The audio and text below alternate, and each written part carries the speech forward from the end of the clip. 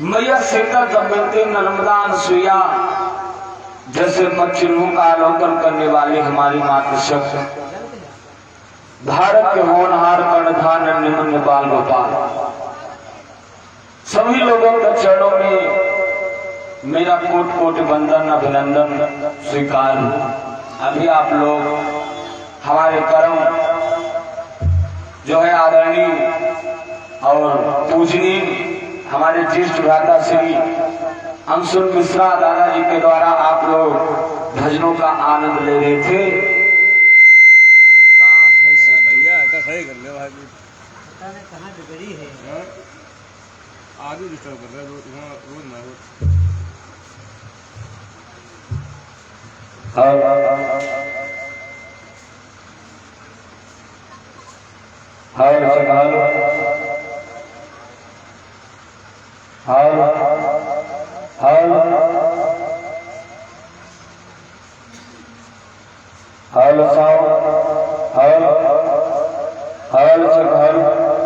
कुछ ग्राउंड में है सम ना बन रहा है, पता नहीं क्या बात है। रुकी रुकी की आवाज आ रही है।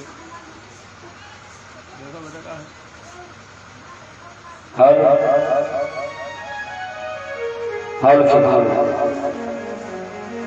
अभी हमारे दादाजी के द्वारा आप लोग भजनों का बड़ा सुंदर आनंद ले रहे थे। वास्तव में बड़ा ही आनंद आ रहा था। कथा प्रांगण में बैठे समस्त जनता जनार्दन, माता पिता बंधु, मैया सीता सावित्री अनसुईया के प्रचिन्हों का अवलोकन करने वाली हमारी मातृशक्ति, भारत के होनहार कर्णधार नन्हे बाल गोपाल, मंच पर वर्तमान हमारे सभी सहयोगी बंधुगण, सभी लोगों के चरणों में मेरा कोट कोट वंदन अभिनंदन स्वीकार है। भक्तों आवाज बढ़ाओ थोड़ा, इसमें बोली बोली। बहुत ही सौभाग्य की बात है, तृतीय दिवस की प्रथम मेला में सभी श्रद्धालु भक्तगण विद्यमान है। परमपिता परमात्मा की बहुत बड़ी कृपा दृष्टि है जो आज तृतीय दिवस की प्रथम मेला में सभी भक्तगण बड़े प्रेम के साथ के चल रहे हैं। तो आइए व्यास मंच की मर्यादा का पालन करते हुए, सनातन धर्म का पालन करते हुए इस मंच का कार्यक्रम आगे बढ़ाने से पहले उस परमपिता परमात्मा के चरणों में जो है 2 बार प्रभु का पावन नाम हो जाए, मन वाली आत्मा को शुद्ध कर लिया जाए। उसके बाद भगवान की इच्छा के अनुसार परमपिता परमात्मा की पावन लीलाओं की तरफ ले चलने का सत प्रयास होगा। सभी माता पिता भक्तजन भैया लोग मीठी मीठी तालियों से प्रभु का नाम बोलेंगे। सभी भैया लोग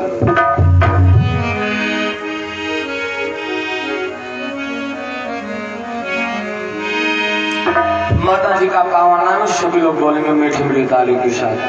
अगर भगवान ने हाथ दिए हैं तो, और ना ही हाथ है तो है ना मजबूरी है, तो सबके थे। तो सभी लोग बोलेंगे मीठी मीठी तालियों के साथ में कहना है, हो गोरी मैया भरोसा तोहार बा, तोहरे बल से ही बली हमार बा। अरे श्री वाली माँ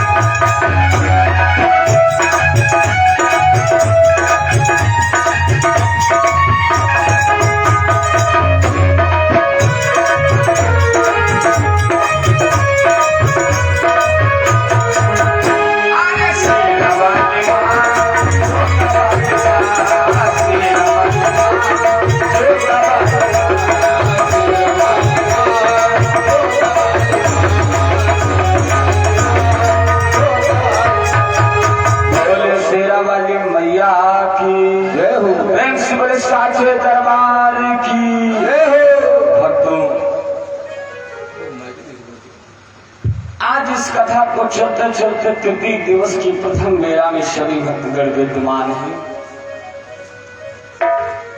देववती गंगा के किनारे श्री सुखदेव जी महाराज राजा परीक्षित को प्रभु का पावन चरित्र स्मरण कराए हैं। बोले बेटा परीक्षित, अगर 7 दिनों तक तुम श्रद्धा और विश्वास के साथ में कथा श्रवण करते रहे तो मेरा वादा है वो तक्षक नाग तुम्हें नहीं काट पाएगा। तो श्री सुखदेव जी बोले बेटा परीक्षित, अभी तक तुमने सूर्यवंशी राजाओं का जो चित्रण श्रवण किया है, लेकिन आज मैं तुम्हें ऐसे पावन कथा की तरफ ले चलूंगा। बड़ा ही सुंदर चरित्र होगा, कथा का प्रसंग बड़ा ही विचित्र होगा। आज मैं तुम्हें ऐसे राजा की कथा श्रवण कराऊंगा जिसके बाप एक माताएं दो। जरा गौर कीजिए, बाप एक माताएं दो, दोनों माताएं गर्भावस्था को धारण हुई, लेकिन लास्ट में संतान का जन्म एक ही हो। बड़ी सुंदर चर्चा होगी आप लोगों के समक्ष। मतलब माताएं दो, दोनों गर्भावस्था को धारण, लेकिन जब पुत्र का जन्म हुआ तो पुत्र एक ही। जब 2 माताएं गर्भावती थी तो 2 ही पुत्र होने थे, लेकिन पुत्र एक हुआ, गर्भ दोनों माताओं ने धारण की। बड़ी सुंदर चर्चा होगी आप लोगों के समक्ष महाभारत के द्वारा। मेरे भक्तों, इसलिए आ बेटा परीक्षित, बड़े प्रेम के साथ में इस कथा को श्रवण करोगे। और भगवान की जहां कथा होती है, याद रखना, जहां पर परमात्मा की कथा होती है वहां पर दैहिक, दैविक, भौतिक ये 3 ताप दूर होते हैं। अर्थ, धर्म, काम, मोक्ष 4 फलों की प्राप्ति होती है। मेरे भक्तों, तो आइए ज्यादा समय ना लेते हुए सीधे कथा की तरफ चलेंगे, सीधे कथा की तरफ। मेरे भाई, लेकिन आजकल के जमाने में कथा लोग कम सुनत, व्यथा ज्यादा सुनत, है ना। कथा सुनने वाले श्रोता कम मिलेंगे और व्यथा सुनने वाले श्रोता ज्यादा। श्रोतों की कमी है और वक्ताओं की भी कमी है, ऐसा नहीं है। कुछ कथावाचकों ने भी कथा को मनोरंजन बना दिया, कुछ कथावाचकों ने भी कथा जो है कथा को मनोरंजन बना दिया। मेरे भाई, क्या नाम दादा? बाबूराम नजरपुर। बाबूराम दादा ये नजरपुर से, जिनकी तरफ से 101 मुद्राओं का दान सादर समर्पित है। परमात्मा से मंगलमय कामना, भोले बाबा सदैव कृपा दृष्टि बनाए रखे। लेकिन मेरे भाई, कथा कोई मनोरंजन का साधन नहीं है, ये भी आप ध्यान रखना। कथा से मनोरंजन नहीं होता। हमने देखा कई जगह, कभी कभी लोग कहते क्या बताएं, गए नो ठंडे में लेकिन कुछ मजा ना आया, मजा नहीं आया। जरा गौर कीजिए, जैसे कोई बर्फ वाला ठेला लगाए हुए, बर्फ लगाए हुए, और वैसे कह दो ऐसे करो 100 ग्राम हल्दी 100 ग्राम मिर्चा दे दो, कहाँ वो भेजी उतने सकरीन पूछो लाल वाली डाले कि वह पीर वाली डाले, है ना बाबा। वो सकरीन बारे में लाने की हल्दी मिर्च बारे में। तो उसी प्रकार जो चीज कथा में है ही नहीं, अब मजा ढूंढ रहे हो, मजा यहाँ कहाँ है। अगर मजा लेना है तो सपना चौधरी स्टेज शो कराओ, गोली चल जाएगी, है ना। मजा वहां आएगा। और भगवान की कथा सुनने तो यहाँ मजा नहीं। यहाँ मैंने कल चौपाई बताई थी, आनंद मिलता है, परमा आनंद, ब्रह्मा आनंद, सच्चिदा आनंद। इन आनंदों की प्राप्ति होती है। कथा में मजा नहीं, आनंद आता है। लेकिन लोग मजे खोज चल रहे हैं, तो अब जब ये टारगेट पूरा हो जाए, है ना।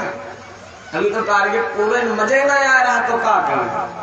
लेकिन याद रखना, परमात्मा की कथा में आनंद आता है। किसी ने कहा है,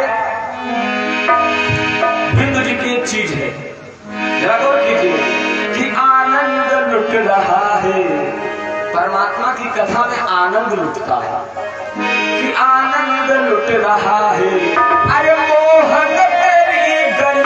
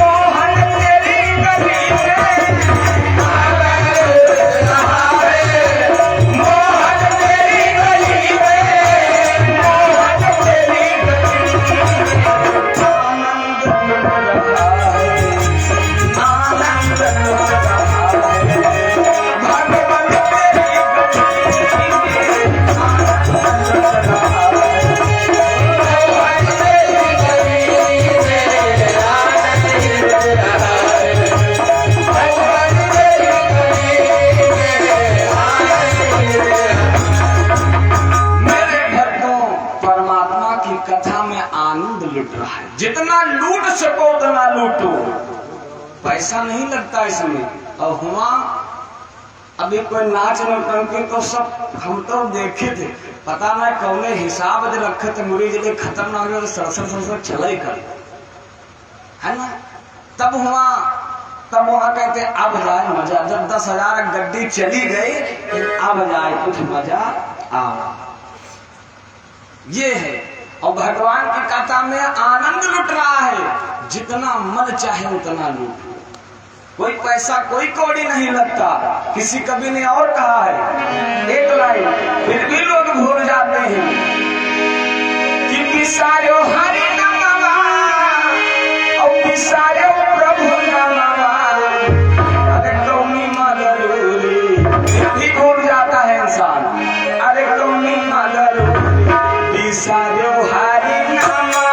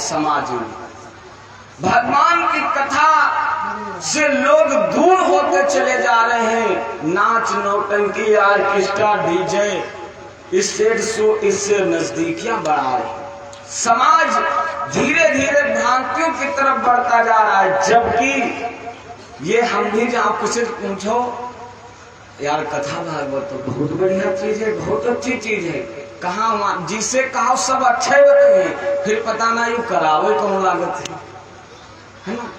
कौन देखे अभी कोई जो नौटंकी या स्टेज शो करा तो उनके पूछो कि नहीं ऐसे सिस्टम के बाद अरे कथा भागवत यार बहुत ही बढ़िया चीज है और यह दिन कल्याण हुई। लेकिन बाद में इंसान फिर खुद उसी कर्मों की तरफ बढ़ता चला जाता है। याद रखना मेरे भाई, ये जीवन हम और आपको मिला है सार्थक बनाने के लिए। निरर्थक मत बनाओ कि आए हैं इस संसार में, हम और आप आए हैं मुट्ठी बांध के आए हैं जग में, हाथ पसारे जाएंगे और सुमिरन में गोता।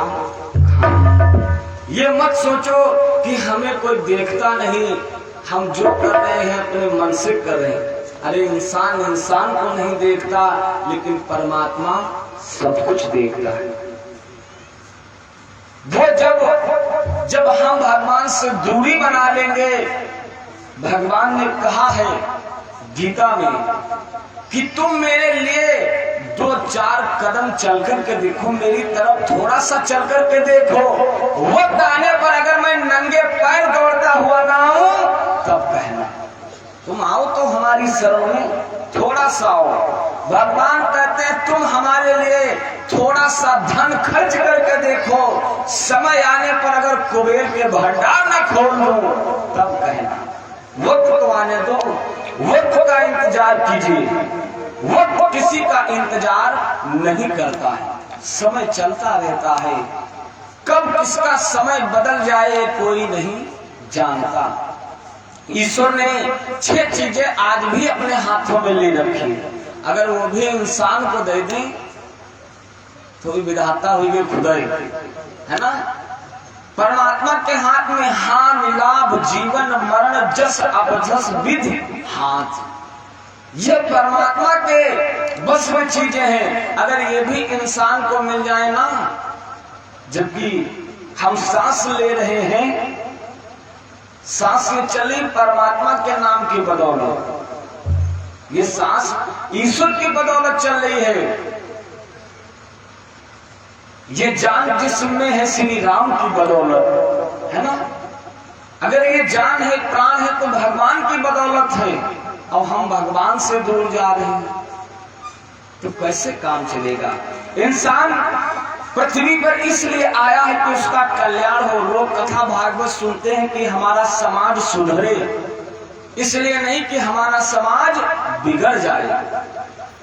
लेकिन आजकल ज्यादा बड़ी बात नहीं है, ज्यादातर लोग समाज बिगाड़ने में लगे हैं, बनाने में कम लगे। कथा को भी लोगों ने मनोरंजन बना दिया।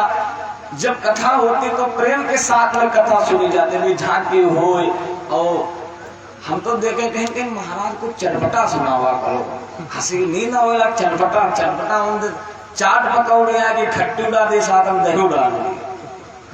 कथाओं में कोई चटपटा होता है। अरे प्रेम के साथ में सुनोगे तभी लाभ होगा। अब उनके सामने मजबूरी कथाओं वाचकों के सामने करें तो क्या करें। कोई हम ही और आपको बनाने वाले, हम ही और आप बिगाड़ने वाले, सब हमारे ही हाथ में, आपके भी हाथ में, अब कुछ हमारे हाथ में। लेकिन अब उनको भी कथा सुनानी है तो वो भी सोचो जैसे जनता खुश हो वैसे हम भी। लेकिन वास्तविक अगर कथा है, आप मन के अंदर कोई भी विचारधारा रखिए, आपको लाभ अगर ना मिले कथा से तो मेरे भाई मुझसे कहना, बस भगवान पर विश्वास करके देखो। भगवान की कथा वो है, भागवत के प्रसंग में प्रथम स्कंद में एक कथा आती है ज्ञान और वैराग्य की। जिस समय ज्ञान और वैराग्य बूढ़े हो गए, रोगियों को ये कल्प वृक्ष और कुछ नहीं है, कल्प वृक्ष यही भागवत है। जिस समय पाराशर के पुत्र वेद व्यास ने 17 पुराणों को रच डाला, मन को शांति ना मिली, तब 18वां पुराण श्रीमद् भागवत कथा रचा। मन को शांति करने के लिए, मन को शांति श्रीमद् भागवत कथा देने वाली है, लेकिन बस विश्वास होना चाहिए। मेरे भाई, एक लोटा जल चढ़ाने से भोलेनाथ के ऊपर जानते हो कितना फल मिलता है? शिव पुराण में लिखा, कभी अध्ययन करके देखना। एक लोटा जल, हमने देखा कुछ लोग मंदिर में रहते हैं और मंदिर के लोटा, मंदिर के जल मंदिर में चढ़ाए। शिव पुराण में लिखा है मंदिर के लोटे से जल कभी मत चढ़ाए मंदिर के ऊपर। जब कभी जल चढ़ाए भोले बाबा को तो अपने घर से लोटा ले जाए, ताम्रपत्र होना चाहिए। क्योंकि वास्तु शास्त्र के अनुसार जब आप अपने घर से जल के लोटे को लेकर चलते हैं तो उस दरवाजे से निकले जो दरवाजा आपका मेन हो, जिस गेट से आप, जिसको कहते हैं सदर दरवाजा, घर के अंदर आने जाने का कार्यक्रम हो, जल लेकर के उस दरवाजे से जब आप चलेंगे तो वास्तु शास्त्र के अनुसार घर की जो कुरीतियां होती हैं, विकार होते हैं, वो आकर के उस जल के प्रकाश से उसी जल में बंद हो जाते हैं। और ओम नमः शिवाय का जाप करते हुए मंदिर तक आप जाए। मंदिर तक जाने से फिर आप भोले बाबा को वो जल चढ़ाएं, जिससे घर की जितनी कुरीतियां हैं, दरिद्रता है, वो सब घर के बाहर निकल जाएगी और भोले बाबा की कृपा से आपके घर में सुख समृद्धि आएगी। ये जल चढ़ाने, आपको कभी रोग से आप ग्रसित रहते हो, जल चढ़ाने के लाभ देखिए। रोग से आप ग्रसित रहते हो, जब आप भोले बाबा को जल चढ़ाएं, उसी जल का थोड़ा सा जल अपनी हथेली पर रोक लें, थोड़ा सा जल, और भोले बाबा के ऊपर ऐसे आचमन करके ओम नमः शिवाय, प्रभु मेरे दुख दर्द मेरे रोग का निवारण कर को उसी मंदिर में उसी समय उस जल को आचमन कर ले। मेरे भाई 21 दिनों के बाद आपको लाभ होना प्रारंभ हो जाए। ये शिव पुराण की बात है।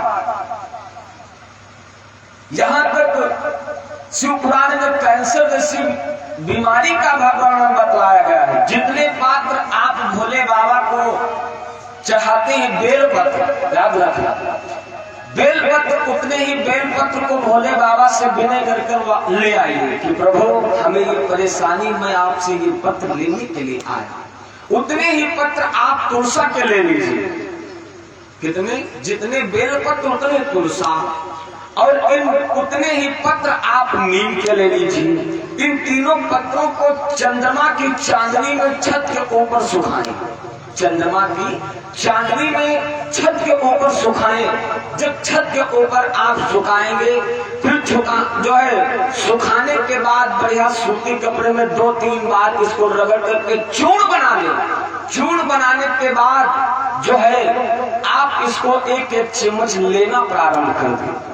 धीरे धीरे शिव पुराण के अनुसार जो है 1 महीने के अंदर आपको लाभ होना प्रारंभ हो जाएगा। ये महिमा है बेलपत्रों की।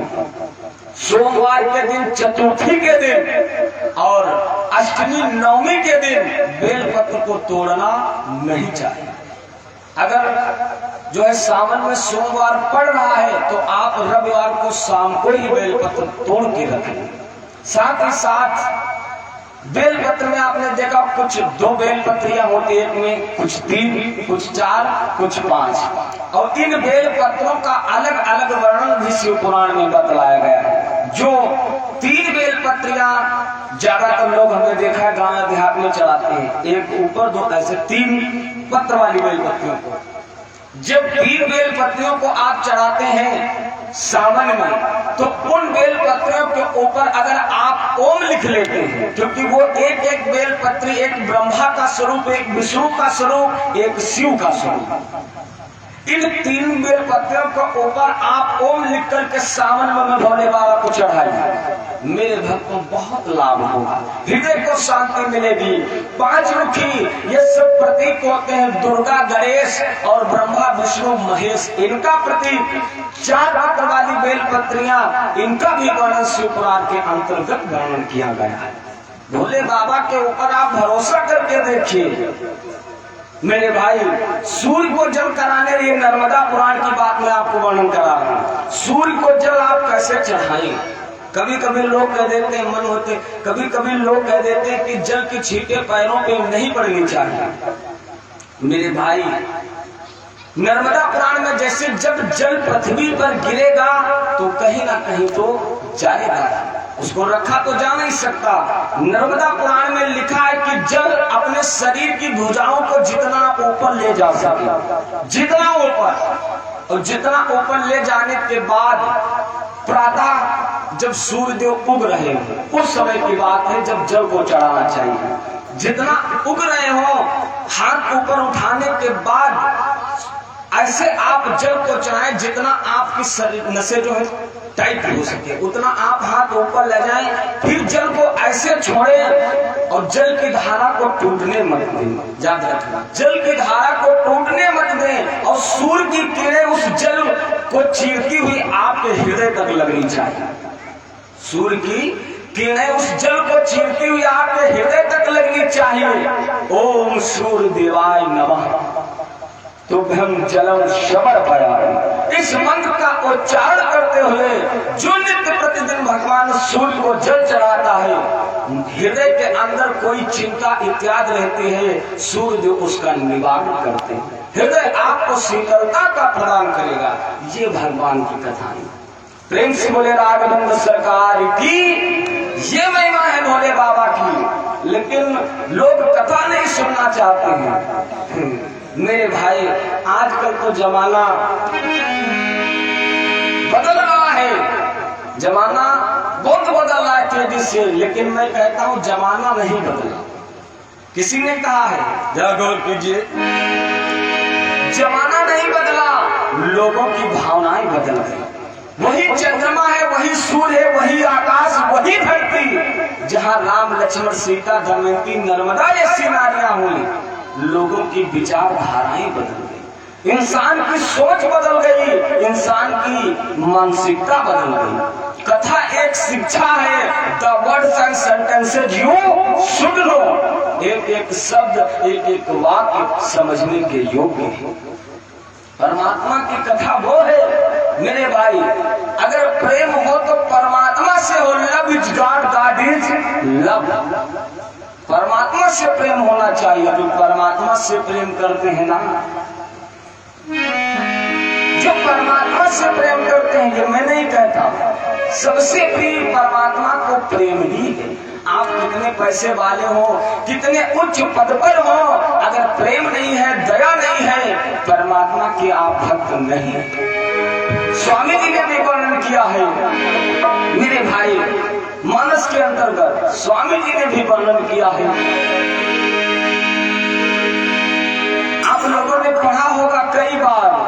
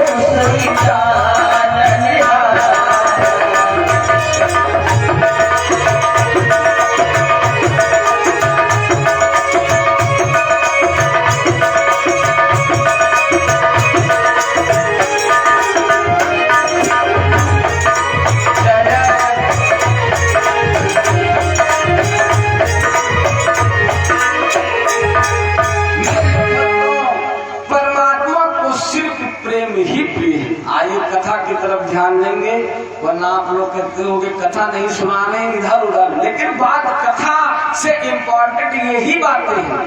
कथा को सुनते रहते हैं, लेकिन ये बातें बहुत कम लोग ही बताते हैं।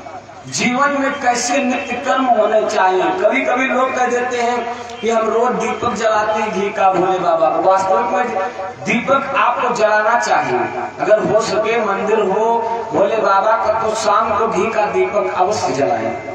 इससे बहुत बड़ा लाभ होगा। सुख समृद्धि दरिद्रता दूर जाएगी, धन लक्ष्मी वैभव की प्राप्ति होगी।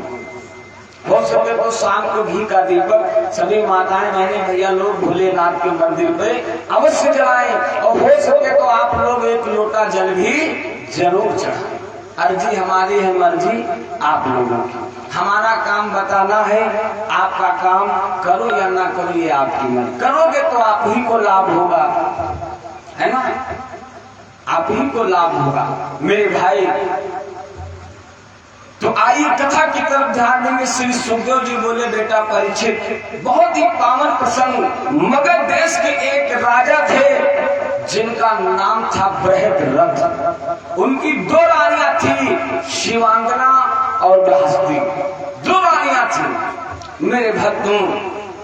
बृहद्रथ जो राजा थे, बहुत ही ये मगध देश के राजा थे, लेकिन रानियां तो दो थी, लेकिन घर में कोई संतान नहीं।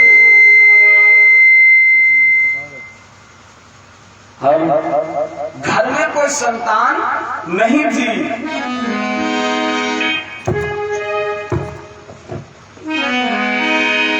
अरे मगध देश के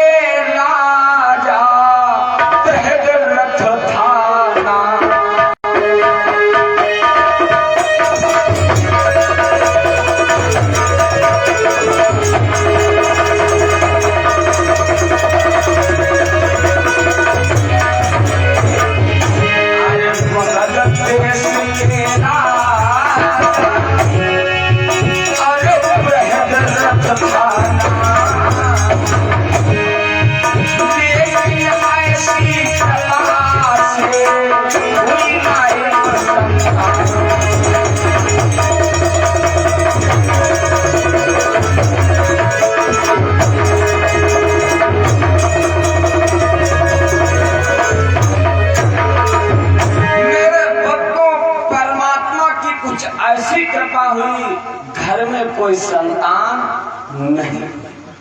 आज महाराज बृहद्रथ को, और एक बात और बताएं, ये पुत्र पाना भी कर्मों की एक खेती है।